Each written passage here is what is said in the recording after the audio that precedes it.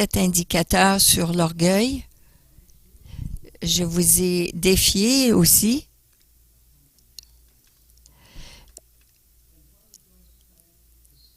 Et finalement, le plan de Dieu d'envoyer Jésus sur la croix pour nos péchés. Et que nous puissions recevoir la grâce de Dieu et marcher dans l'humilité. Alors, j'aimerais partager une histoire, une vraie histoire. Oui, il y a des exemples de l'humilité sur cette terre. Lorsque j'étais en Éthiopie, on faisait notre patrouille finale dans la ville et je marchais près d'un mur qui n'était pas très haut et cette vieille dame est venue avec un bol de maïs soufflé. Et dans ce pays, ils utilisent le maïs soufflé comme on utilise les chips, les croustilles pour accueillir les gens chez nous. Et cette vieille dame était là et regardait et elle m'a dit ceci et j'avais un traducteur avec moi et j'ai dit, qu'est-ce qu'elle a dit? Elle dit, merci d'être venue du Canada pour me protéger. Et elle était sincère, cette dame. Pour moi, ça m'a touchée. Ça m'a même, ça m'a rendu plus humble. Et avec tant de dignité, elle a dit merci, avec respect. Et j'étais bouche bée, mais j'ai pris le maïs soufflé, je lui ai dit merci. Mais cette histoire m'est restée. C'était en l'année 2000. Mais lorsque j'ai commencé ce sermon, c'est la première histoire qui m'est venue à l'esprit. Notre exemple d'humilité, c'est Jésus-Christ, qui est notre modèle, notre exemple. Et ce que j'aimerais que vous retirez de ce sermon, c'est que Jésus a déposé sa vie pour nos péchés. Il est allé à la croix en humilité. Il est mort pour nos péchés. On va regarder la vraie raison pour l'humilité et comment partager l'amour de Dieu. Alors, j'aimerais commencer par la dernière image qu'on avait la semaine dernière.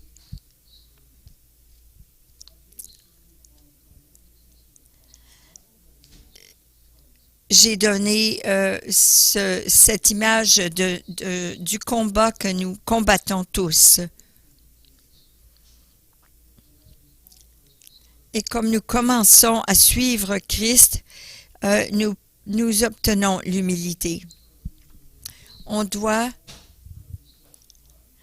voici, lorsqu'on part à partir de l'orgueil, les 7 indicateurs de l'orgueil, et ça mène à la croix, par la croix, et on devient humble. L'exemple de Jésus, on suit cet exemple.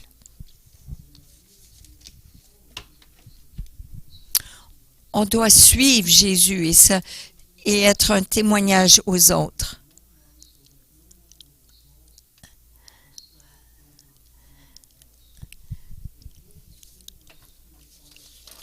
Paul nous dit dans Philippiens 2, 2 à 4, « Ne faites rien par ambition ou par orgueil. »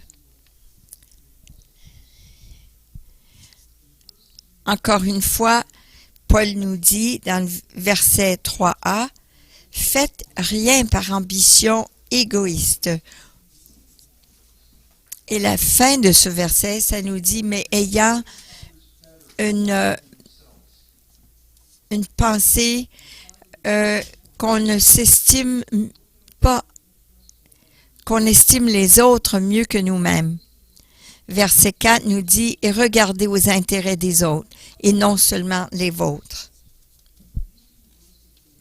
Ces deux versets nous donnent une description pratique de l'humilité.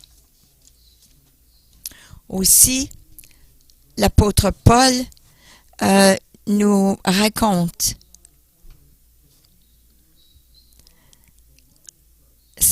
il nous partage que voici ces versets décrivent la pensée du Christ. Si vous avez votre Bible, je vous demanderai de lire avec moi.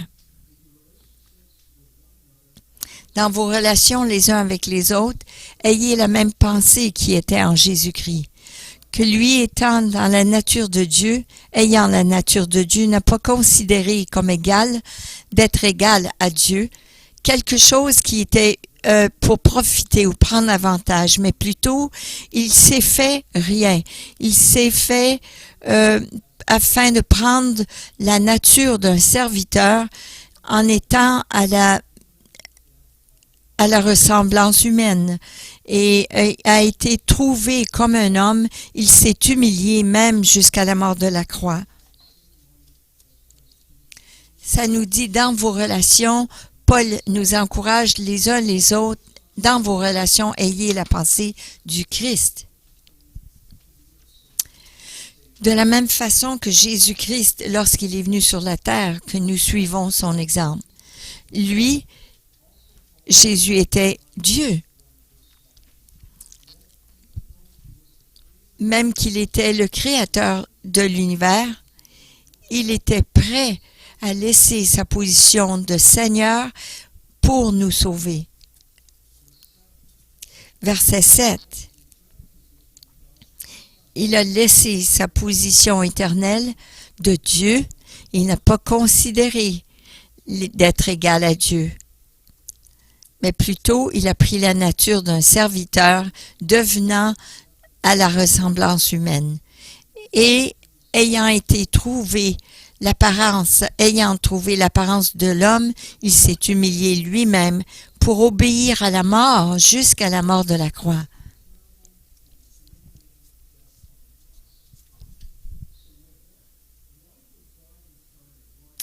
Pourquoi est-ce que Dieu incarné voudrait venir comme un homme pour s'humilier jusqu'à la mort? Et cela, c'est parce qu'il nous aime. Il aimerait nous montrer comment vivre comme ses enfants. Alors, le prochain point, c'est vraiment, ça nous démontre la vraie signification de l'humilité.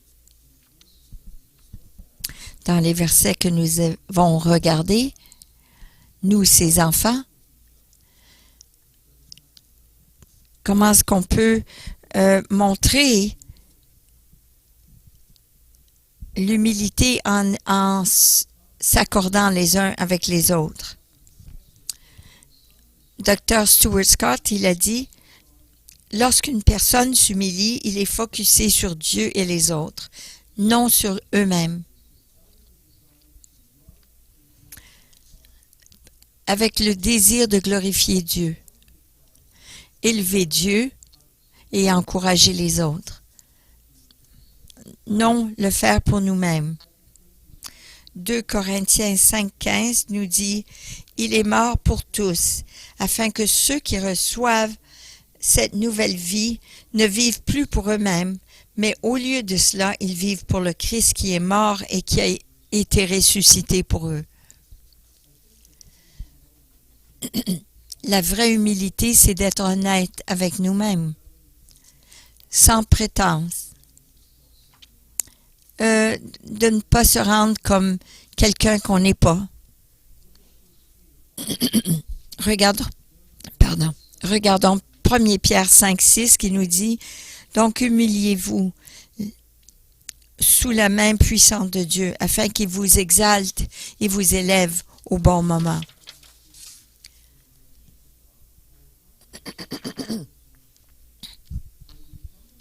Lorsqu'on s'humilie, sous la main de Dieu, on le reconnaît comme Dieu. Et nous acceptons ses plans pour nos vies. Et nous savons qu'en bon temps, lorsqu'il sera le bon temps, il nous élèvera. Il y a des chrétiens qui sont frustrés dans leur vie et dans l'Église. Mais voici une façon qu'on peut glorifier Dieu. On peut encourager les autres. Philippiens 2, 3 et 4, ils nous disent « Ne soyez pas égoïstes, n'essayez pas d'impressionner les autres, mais soyez humbles, pensant aux autres plutôt qu'à vous-même, et regardez aux intérêts des autres et non ne regardez pas seulement à vos propres intérêts, mais aux intérêts des autres. »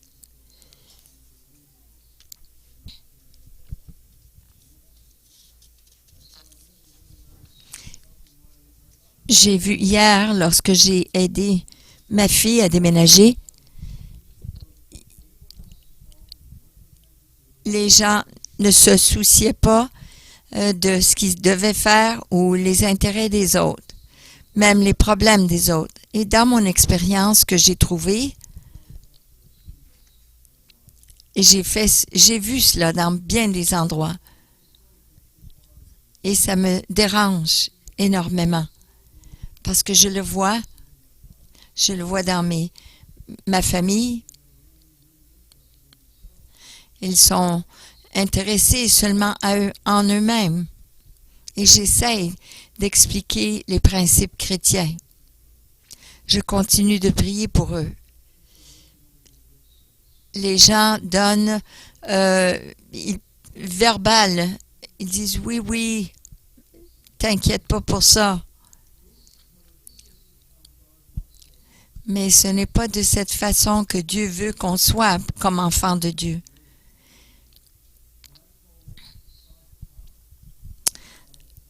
Alors, je regarde le mot humilité, je l'appelle une puissance, mais qui est douce, une puissance qui est tranquille.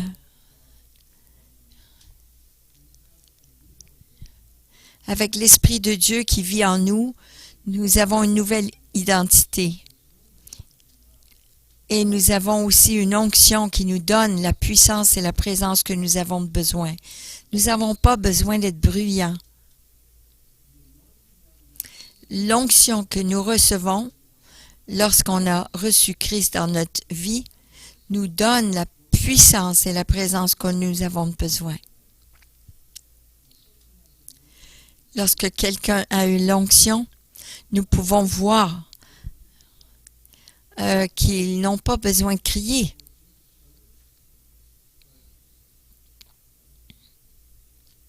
Je sais qu'il y a parfois Jésus a crié, mais il n'avait pas besoin. L'humilité, c'est ne pas être faible ou passif. Mais non plus, est-ce que ça veut dire qu'on est impuissant?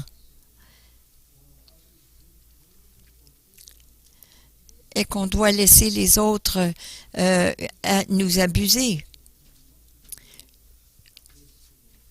L'humilité, c'est vraiment le contraire de ce que le monde vit aujourd'hui. Mais de quoi est-ce que l'humilité ressemble dans notre vie quotidienne? Alors, regardons à l'humilité, mais en action. Qu'est-ce que ça a l'air dans notre vie quotidienne? L'orgueil est responsable pour des cas de violence et beaucoup d'autres péchés. Voici, nous voyons la douceur de l'humilité. Qu'est-ce que ça fait? Ça peut diffuser les arguments. Et souvent, l'orgueil rentre en ligne de compte pour les arguments et augmente les arguments et la colère.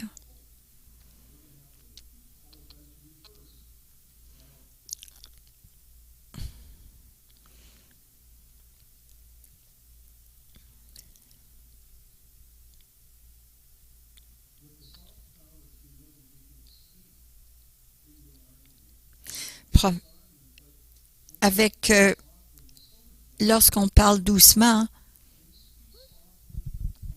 et qu'une personne est agitée, si on parle doucement avec eux, ils vont se calmer. Les gens vont dire, « Ah, tu ressens vraiment comme ça, je suis désolée. » Lorsque j'étais dans le militaire,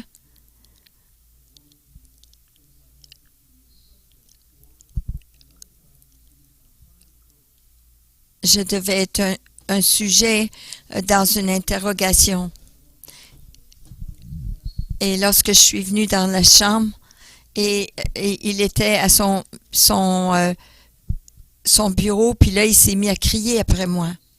Et pendant 15 minutes, il était debout, agressif, il s'est changé, il s'est retiré, il a fait le tour du bureau pendant 15 minutes et il a vu la puissance de parler doucement au lieu de se fâcher.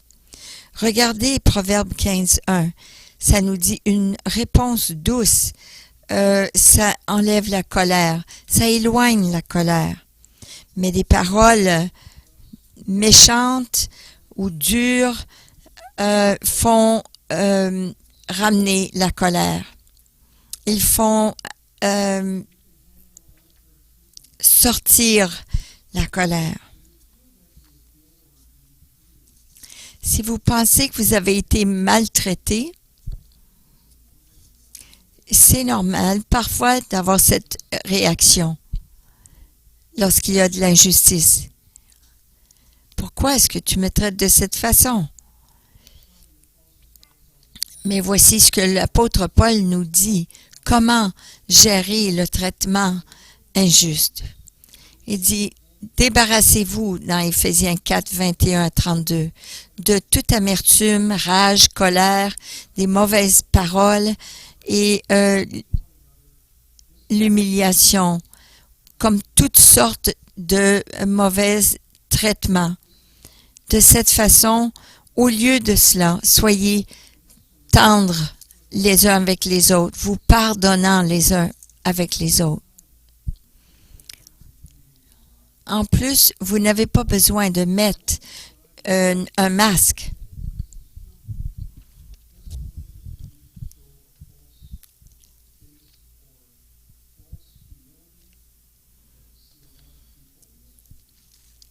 Vous n'avez pas besoin de mettre un masque ou un costume pour prétendre que vous avez de l'humilité. Vous n'avez pas besoin d'agir comme quelqu'un que vous n'êtes pas. Et combien d'énergie est-ce que vous dépensez pour être une personne que vous n'êtes pas? Colossiens 2, 18 nous dit ceci. Ne laissez pas personne se réjouir d'une fausse humilité. Disqualifiez-vous, car cette personne va à beaucoup de détails pour de ce qu'il a vu et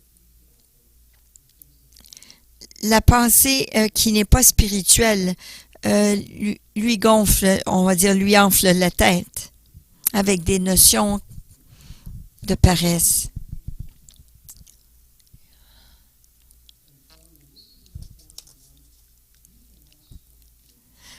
Et aussi, il y a quelque chose de bien important, c'est que vous pouvez demander le pardon. Vous ne pouvez pas demander pardon lorsque vous criez après quelqu'un. C'est impossible pour quelqu'un qui est rempli d'orgueil de demander pardon. Comment demander pardon? De n'importe qui, ou même de Dieu si vous êtes rempli d'orgueil. Et je crois que c'est pour cela que Dieu est l'orgueil.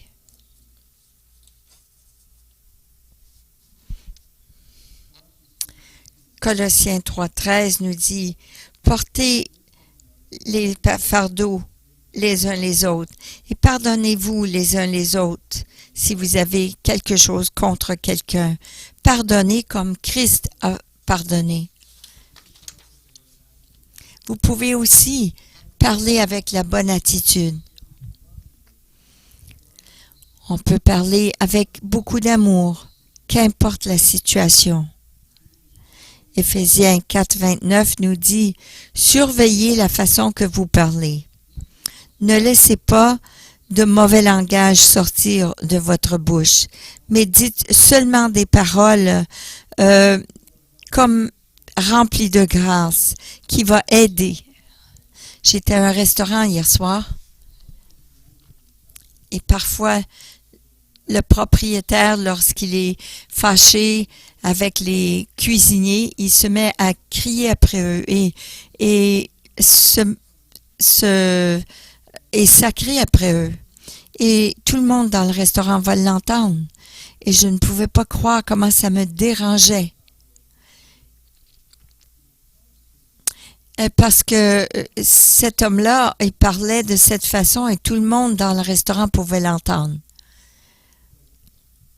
Ça ne lui donnait pas une bonne réputation.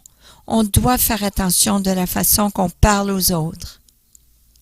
On doit être un témoignage de Jésus-Christ. Alors le point 8. Alors là, on va des ténèbres de l'orgueil à la lumière de l'humilité. Dans le dernier sermon, on a regardé l'orgueil qui est un problème universel. Je ne sais pas pour vous, mais chaque jour, je sais que lorsque nous sommes remplis d'orgueil, Dieu ne nous punit pas, mais il veut nous restaurer. Et comme nous nous humilions, Dieu peut nous encourager et nous changer, nous transformer. Jonathan Edwards, il a dit ceci: lorsqu'on voit l'humilité comme une chose essentielle qui caractérise le vrai christianisme. Alors, comment pouvons-nous faire un sommaire entre l'humilité et l'orgueil? Il y a plein d'exemples de cela, mais j'ai trouvé 5 points que je vois chaque jour. Alors, regardons cela. Alors, nous avons l'orgueil et l'humilité. Et j'ai mis sur cette feuille différents cas de l'orgueil.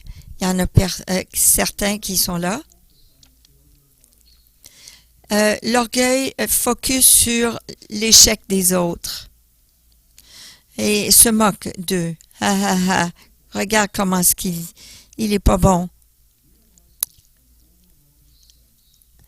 Tandis qu'une personne qui est humble va réaliser le sens qu'ils ont besoin de grandir, qu'ils n'ont pas tout achevé, qu'ils n'ont pas tout réalisé.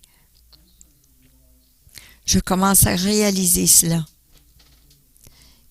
Que si je ne dépends pas de Dieu, chaque jour, je ne passe pas au travers de ma journée. Parce que j'ai besoin de lui pour grandir.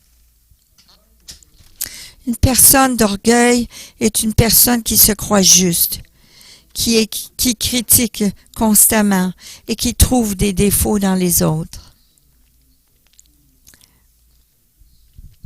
Vous savez, une personne qui essaye de faire cela et vous déchirer et dire tous les défauts que vous avez, mais une personne qui est humble va avoir la compassion et qui va pouvoir pardonner.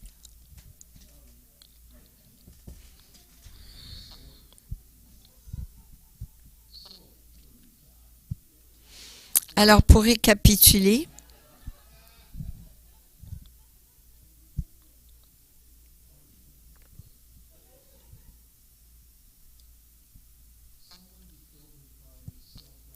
quelqu'un qui est rempli d'orgueil, critique, trouve des défauts dans les autres et se justifie lui-même.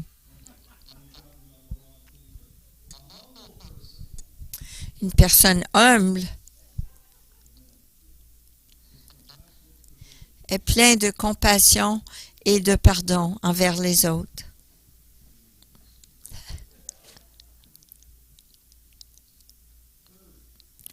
Troisièmement, une personne d'orgueil va regarder sa vie au travers d'un télescope et les autres avec un microscope.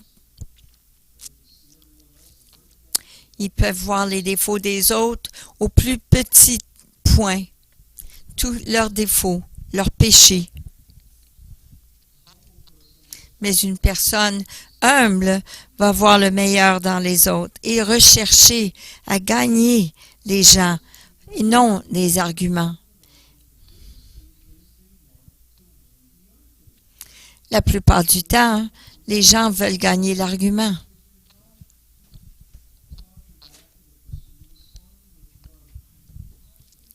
Mais lorsque vous avez la compassion et le pardon, vous pouvez gagner les gens de votre bord. Et les arguments n'ont moins d'importance.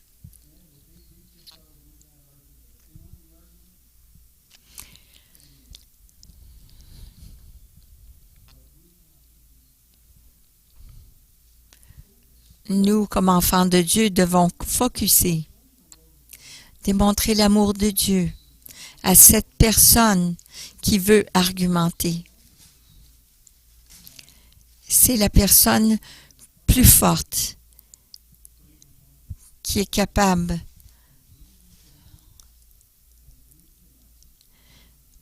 et qui les amènera à la connexion. C'est tellement mieux.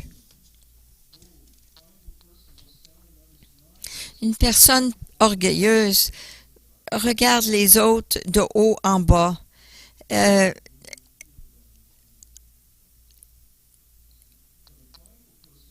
Comme étant, et les voit comme étant moins spirituels et moins engagés qu'eux.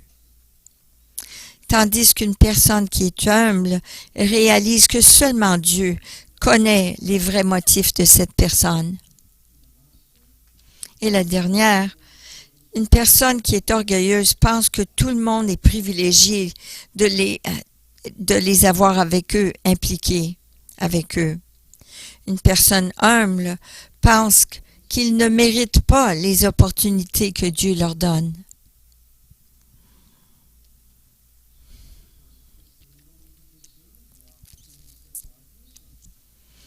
Vous savez qu'une personne humble, elle sait qu'elle ne mérite pas ces occasions que Dieu leur donne. Alors, comment est-ce que nous allons conclure?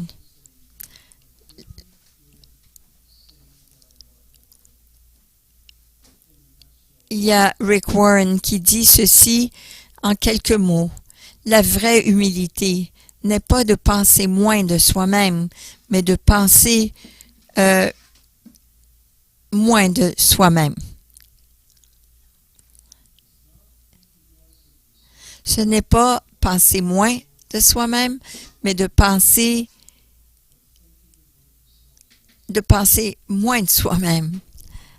Pas nos besoins, pas ce qu'on veut, pas de voir qu'est-ce qui arrive avec notre vie, qu'est-ce que ça concerne, mais plutôt de regarder aux autres, de penser moins en ce qui nous concerne.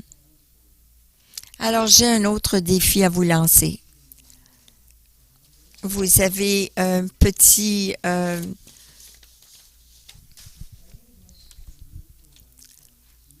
nous tous, on peut vivre la vie que Jésus-Christ a démontrée pour nous. Est-ce que j'aimerais vous lancer le défi? C'est de regarder votre petit feuillet dans le bulletin et de vous examiner. Plutôt de regarder l'exemple que Jésus nous a donné en humilité. Voici le choix que nous avons. C'est notre choix d'être rempli d'orgueil ou d'être humble. C'est notre choix. De la même façon que nous avons un choix de demander à Jésus de venir dans nos vies, de devenir notre Sauveur, on doit aussi choisir entre l'orgueil et l'humilité. Prions. Merci Seigneur pour la mort de Jésus-Christ sur la croix. Et comment ça nous donne une porte, Seigneur, pour devenir ton enfant. Je prie que chacun de nous prenne ton enseignement dans nos cœurs afin qu'on soit des témoins, Seigneur, dans ce monde de toi, Seigneur. Je te prie d'être avec nous dans les semaines à venir et je demande cela au nom de Jésus. Amen.